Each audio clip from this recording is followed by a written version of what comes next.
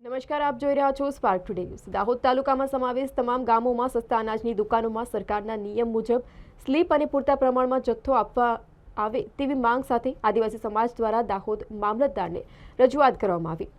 જનતાને પૂરતા પ્રમાણમાં જથ્થો મળી રહે તે માટે સ્લીપ આપવાનું નક્કી કર્યું છે, પરંતુ દાહોદ તાલુકામાં આવેલ તમામ ગામોમાં સસ્તા અનાજની દુકાનોમાં પૂરતા પ્રમાણમાં જથ્થો આપવામાં આવતો નથી અને સ્લીપ પણ આપવામાં નથી આવતી। તો દાહોદ તાલુકામાં સમાવેશ તમામ ગામોમાં રેશન કાર્ડ ધારકોને તેઓને મળવાપાત્ર જથ્થો પૂરતા પ્રમાણમાં આપવામાં આવે અને ખાસ કરીને સ્લીપ બિલ આપવામાં આવે તેવી માંગ સાથે આદિવાસી સમાજ દાહોદ દ્વારા દાહોદ મામલતદારને વિનંતી કરવામાં આવી।